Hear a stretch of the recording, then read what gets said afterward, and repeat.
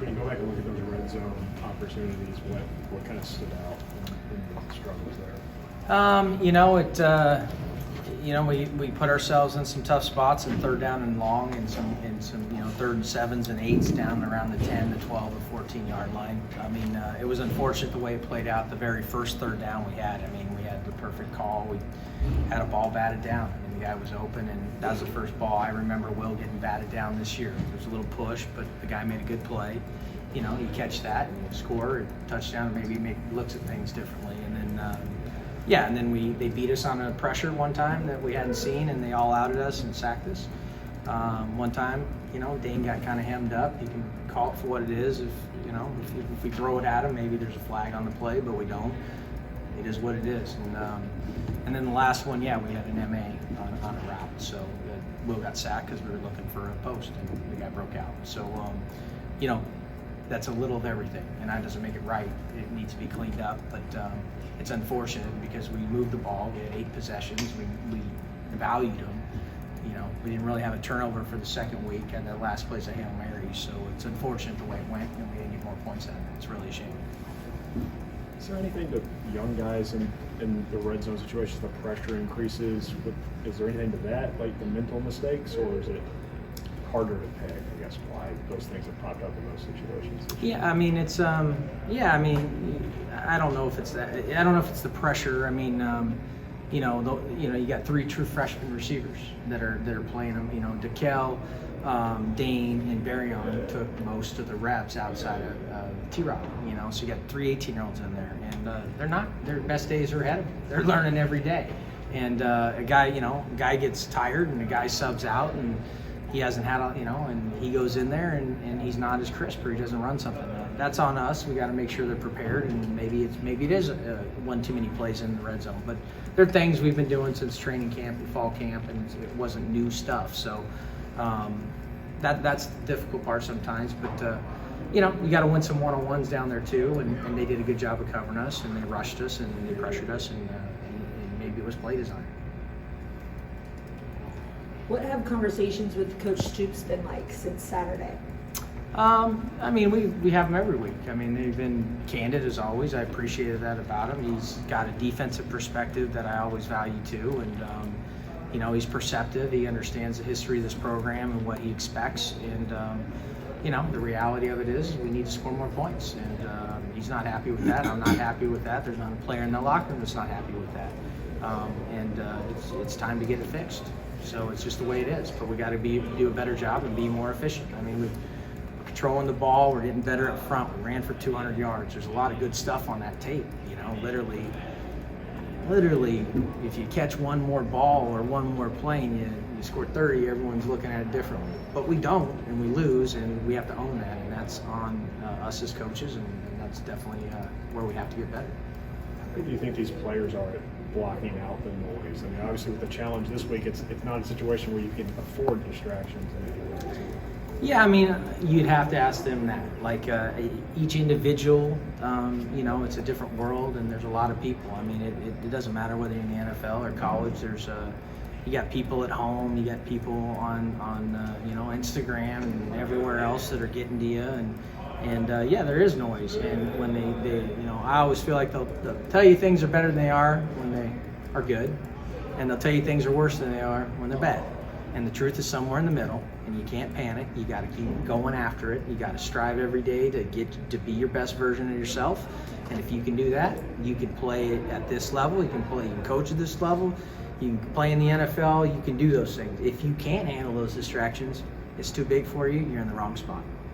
How do you keep them from not panicking when the number 1 team in the country's coming in? That is a great. Honestly, if anything, it should. It's an exciting challenge. You have to.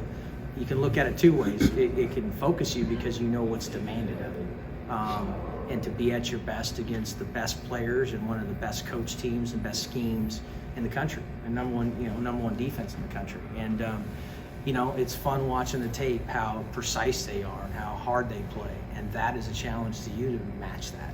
And that's part of being, when you got a bunch of young guys, can you do that? Can you fight through that? Can you become that kind of team? Because that's what it's going to take in the long run. and we're building something with a lot of guys for the future as well. So I think the focus has been good. I'm excited about it. We had a great practice. The energy was positive and good. So, again, felt we practiced very sharp last week too, and very tight. So I don't want to overreact in any way, but yeah, it's a big challenge. As a follow-up, you've had a lot of good practices and good weeks. Yeah. Why isn't it translating to the field? It's like I said, it's just we're moving the ball and we're doing good things, but we're not getting in the end zone. One of the downsides to we've had explosives, but they're not scoring all the time. Chunk plays are great, but when chunk plays get tackled on the 25 instead of scoring, it's hard. You got to earn your way into the red zone, and you have to be precise. I mean, we had a 14-play drive or something in that game that came away with nothing. Where we missed a kick, I think it was, or because we took a sack down there and we were a little further out. That's when you're shortening the game and playing complementary ball and not playing fast and not speeding the game up. It demands precision and it demands execution in the red zone that rely on touchdowns and not field goals. And that ultimately, to me, has been what has held us from being an explosive offense that's scored the kind of points that creates separation, and it just hasn't happened. And we've let every game linger because of it. And it's whether it's get down there and kick it, or we've had kicks missed, we've taken sacks and made the kicks harder. We got to be better complementary, and we got to end in touchdowns. You got veterans in the tight end room who we were told that three or four of them were going to play in the NFL.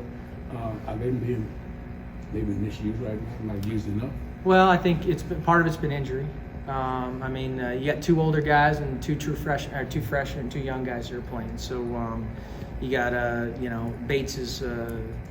And I don't want to get into the details of it all, but all year long he is gutted it out like a true warrior. So he has been limited, and it has been our job to try and manage that throughout the season so that he could finish the season. So he's done a heck of a job, and so that has affected his play time. But in the end, you're going to play the best players, and right now you're going to play the guys that are doing it the best, that are effective, that can help you win games. You play other guys, but those two young guys are really special players, and it's hard to not have guys like that. Dingle is a smart, physical, incredibly gifted player, and Crowdus has just gotten better. I mean, he's had a number of pancakes in the last few weeks. He just scraps his way around the game, and he's got great feel, and he's reliable. So, the way it's flowed, we've played less tight ends in some games. Earlier in the year, we had those big sets, and you use them more. So it's just been those two guys playing a little bit more, and you can't get them all on the field all the time. There's not enough snaps. Rich, you talked back on media day about being able to scheme around some protection issues, especially at tackle at times. Has that been harder, or why did that not play out the way? It's been much harder. Just because it's been a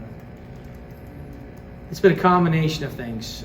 When you have to do it from the very beginning every week, when you do it against the better teams and the better pass rushers, you can use these little tricks and things to help to make it look like you're doing other things and help guys.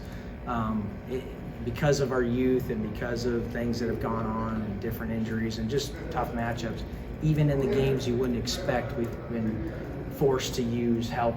And when you put that on tape all the time, people exploit it, and when you can limit it every third week and you can do it for 5 plays a game, not 15 plays a game, I think you're able to mitigate some of those things and you work around it. When you're not able to do that, and it does accumulate, it has accumulated far more than I would have thought from the beginning.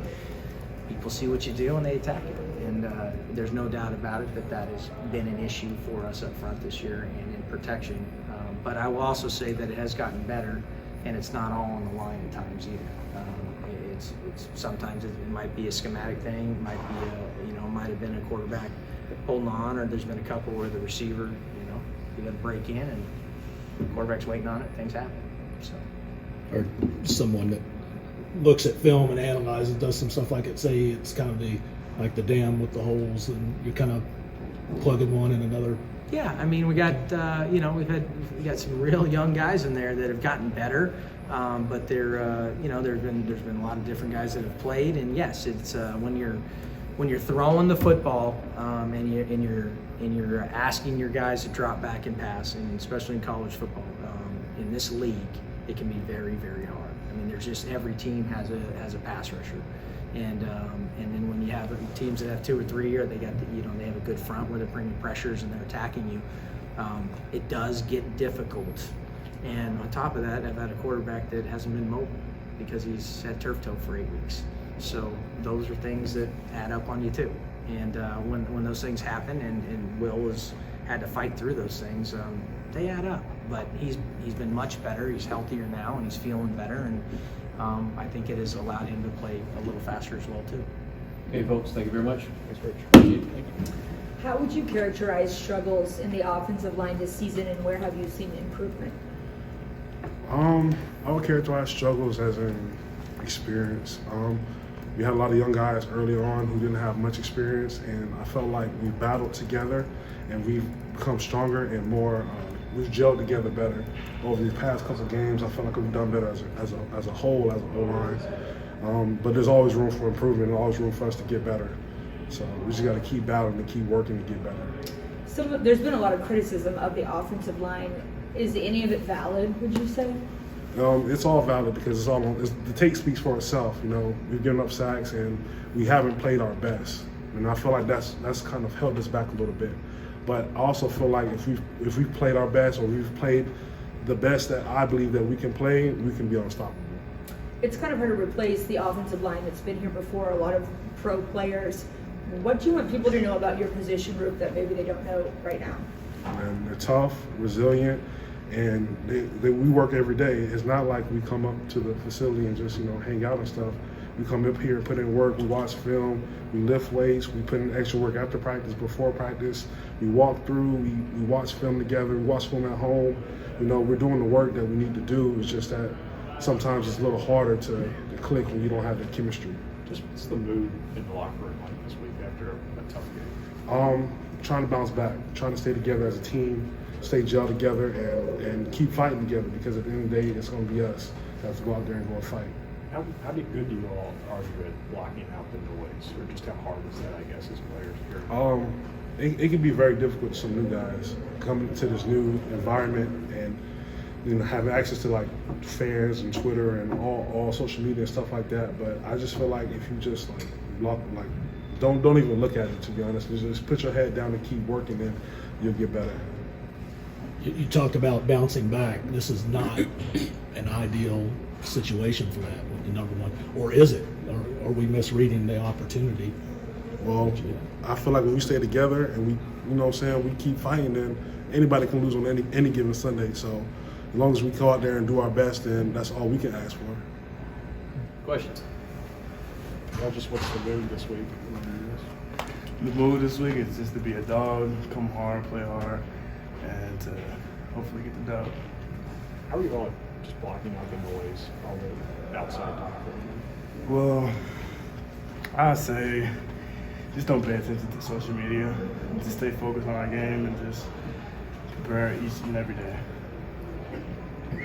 I asked Tashawn about this. Doesn't look like the ideal week to bounce back. Yeah. From a media or fans perspective. How do players view an opportunity against the number one team in the country? Well, it just motivates us just because it's the number one team in the country. So honestly, we just got to play hard and just go after it this week. How's the locker room right now? You said how's the locker room? Honestly, I feel like we're ready. We're ready for this week.